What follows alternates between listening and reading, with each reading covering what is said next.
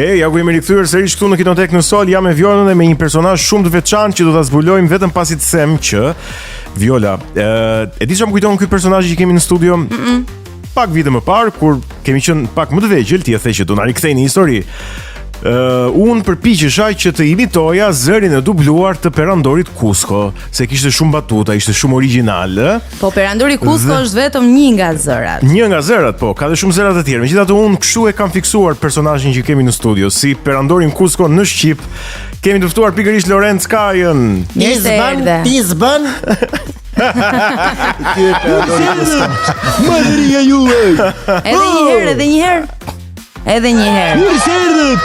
Madhëria juve. Ja, Ky është lemuri.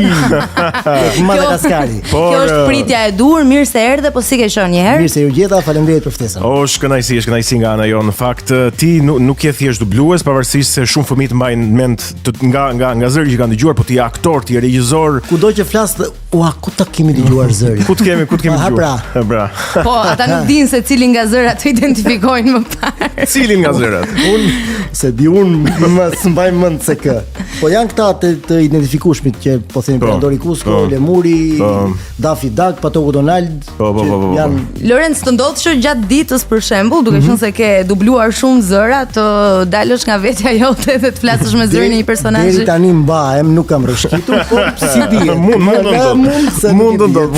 Megjithatë siç nisa të thoja, se do vemi edhe tek dublimi, është një pjesë mjaft interesante. Por ti je regjisor, ti je aktor filmi, aktor teatri, pra ke një gamë shumë gjerë, po them, artistike. Në fakt, unë doja që të njihja pak më shumë, bashkë me mua edhe publiku. A të kujtohet çasti kur the që do bëhem aktor? Ishte një vendim i familjes? Vendose vulën. Ishte rebelizmi jot apo ishte thjesht një vendim i ftohtë se shikoj se këtu pas ka treg, do bëj lek dhe do bëhem aktor, do filloj të luaj filma. Po ta kisha menduar që do bëja lek, do bëhesh aktor. Okay. Jeni sigurt. Nice. Çfarë do zgjidhje?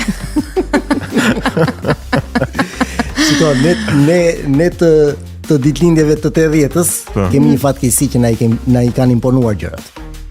Dëshira ime ka qenë të bëhem futbollist, si çdo fëmijë natë, dhe kam pas vërtet dhëna për futbollist.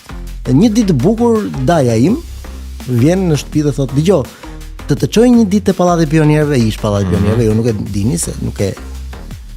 Thash pse? Po kam një shokun tim aty, të shofi, të recitosh, të mund të recitoj, thash jo.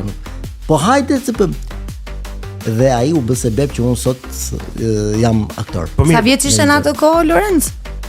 Besoj isha gati 10 apo 12 vjeç. Pas ka qenë herët. Po mirë, ai kishte parë një talent ty, po them, për recitimin apo për imitimin apo nuk e di, Daja im është artist për vete, ka qenë balet maestër. Okej. Në teatrin e operës dhe baletit. Kishte dalluar diçka, po them. Shifte diçka. E kuptoj. Sot kësaj dite unë i them faleminderit normalisht. Okej. Që ai është bërë sebebi që unë mbarova Akademinë e Arteve, pastaj hyra botës televizionit, regjisë televizive dhe hapa sapi pastaj skena, filmi që më kanë ndjekur. E mban mend rolin e parë? Po, Njerëz dhe fate. Okej. Wow. Çfarë roli bëja aty ti? Rolin e trafikantit të pasaportave, shoku i Florit. Shishi. Okej. Një sekond. Prit. Tek filmi apo te seriali? Te seriali. Është skena ku në fillim vjen Flori tek lokali që thotë më duan këto pasaporta, ja marr dhe skena e dytë është ku shkoj tek zyra e motrës, që i them atë pasaportën, ta dhëm Florën. Ai ka qenë rolimi i parë. Si e kujton? Aman. Mos e shkrep e mbush shejtan. Ore në ditë e sot me çfarë se mbush po. Si e kujton atë rolin tënd të parë? Është bërë sebeb ndjes. Është bërë sebeb Ergus Lubonja. Ai ka qenë asistent në atë film. Unë kam qenë në vit të parë apo të dytë në shkollë të lartë, nuk kjo më këtë kohën e parë apo e dytë sa mbaj mend. Dhe vjen Gysi më thotë: "Do vish të bësh një kinoprovë?" Unë kinoprovë thash. Unë jam akoma rekrut. Hajde ta takoj edhe Ylli Pepon, se Ylli ka qenë regjisor. Ore ti faleminderit, tash po e kam. Hajde ndjo mua. Bëjnë në provën, thotë Ylli, po ti do e bësh këtë rolin. Nga i moment thash unë jam Al Pacino. Se mora rolin e parë, se kështu do më në akademi dhe fluturon. U bëra aktor. Aty fillojnë peripecitë dhe problemet mbasi ti bën rolin e parë. Se fillojnë gjërat vështirësohen akoma. Komplikohen. Absolutisht po. Sidomos në periudhën kur e kemi mbaruar ne, domethënë, ka qenë shumë vështirë. Se tani kanë filluar të lëvizin gjërat. Filmi ka filluar të lëvizi, teatri gjithashtu. Po pse më duket mozi kur ka qenë më e thjeshtë, po them, edhe rekrutimi i aktorëve në kastimi i aktorëve në kohën tuaj. Do të ekziston më tash, hajde të takoj me njërin. Tani ekziston më kjo? Hajde takoj me njërin. Jo, tani ndodhe kundërta. Tani nuk e merr vesh kush po bën film dhe kush është në treg. Ashtu ë? Tani më qifen. Ose nuk të sugjerojnë, ose pikërisht pra. Aha. Është shumë e vështirë të sugjerojnë.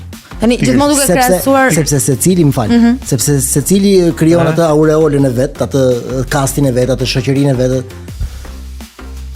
Si grupi mbyllur po themi. Bravo, si grupi mbyllur. Pikërisht. Ne i marrim vesh mbasi janë bërë audicionet dhe e bukur është ai që ka po ti pse s'erdhe burr? Po ti pse si e telefonit, valla se ma ke numrin, po sa ti duhet më kujtosh, unë të kujtoj ty se kam bërë kurrë dhe nuk e bëj dot. Pikërisht. Po duke krahasuar pagesat në atë kohë me pagesat sot, gjithmonë për vlerën që kishin parat në atë kohë dhe për vlerën që kanë parat sot. Çfarë diferencë ka? Jo, unë atë kohë rolin që bëra nuk u pagova se ja kërkova vetë, nuk du pagesa, është kënaqësia më e madhe që unë të marr pjesë në një ishte për herë e parë. Dhe pastaj u pendova se nuk ishte kënaqësi, po ndaj. Jo, po me famën që mori ai serial. Ti jemi sinqert, nuk mbaj mend në më ka dhënë ylli apo jo. Ktu i kërkoj ndjes. Unë për vete i thash jo, biles faleminderit që më bëre pjesë të kësaj. Kurse tani pagesat aktori duhet i vërë një tarif vetes. Okej. E ke të shtrenjtë tarifën. Okej. Urdhë. Varet nga produksioni. Okej. Për të shakave, varet nga produksioni, varet nga skenari. Okej, sigurisht. Ja ta bëjmë një pyetje. Kush është roli ose filmi që të ka shpërblyer më shumë financiarisht, po themi? Filmi. Guximi i Drilonit. Okej. Në fakt me Driloni ke pasur disa bashkëpunime. Ka qenë Egoja i pari dhe më pas Guximi. Se sa financiarisht më tepër Guximi më ka kënaqur profesionalisht. Okej. Është një rol që unë e kam bërë me shumë dëshirë dhe i kam thënë 100 herë Drilonit faleminderit që ma dhe mundësinë. Dhe domthonjë deri tani për mua në film është roli më i mirë që kam bërë.